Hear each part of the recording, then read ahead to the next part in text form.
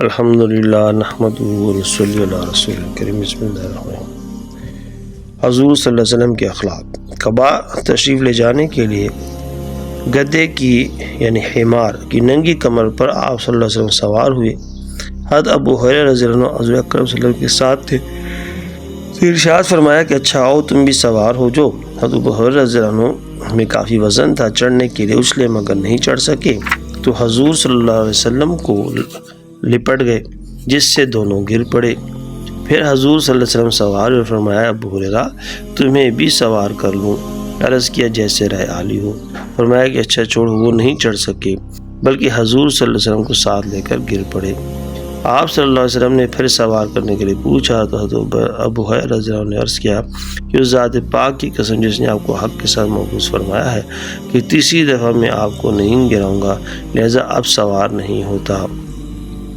حضور اقدس صلی اللہ علیہ وسلم کسی سفر میں تھے کہ ایک بکری پکانے کی تجویز ہوئی۔ ایک شخص نے کہا کہ اس کا ذبح کرنا میرے ذمے ہے، دوسرا بولا کہ اس کی کھال کھینچنا میرے ذمے، تیسرے نے کہا کہ اس کا پکانا میرے ذمے۔ حضور صلی اللہ علیہ وسلم نے فرمایا کہ لکڑیاں اکٹھا کرنا میرے ذمے۔ آپ صلی اللہ علیہ وسلم کے رفقاء نے عرض کیا یا رسول اللہ صلی اللہ علیہ وسلم یہ ہم ہی آپ صلی اللہ علیہ وسلم کی طرف سے کر لیں گے؟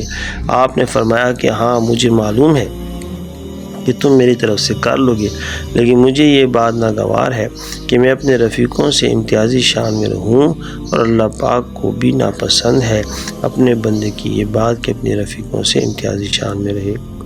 حضور اکرم صلی اللہ علیہ وسلم کسی سفر میں نماز کے اترے اور مصلی کی طرف بڑھے، پھر لوٹے۔ عرض کیا گیا کہاں کا ارادہ فرما لیا؟ ارشاد فرمایا کہ اپنی اونٹنی کو باندھتا ہوں۔ عرض کیا کتنے سے کام کے لیے؟ حضور صلی اللہ علیہ وسلم کو تکلیف فرمانے کی کیا ضرورت ہے، ہم خدام ہی اس کو باندھ دیں گے۔ ارشاد فرمایا کہ تم میں سے کوئی شخص بھی دوسرے لوگوں سے مدد نہ طلب کرے اگرچہ مسواک توڑنے میں ہو۔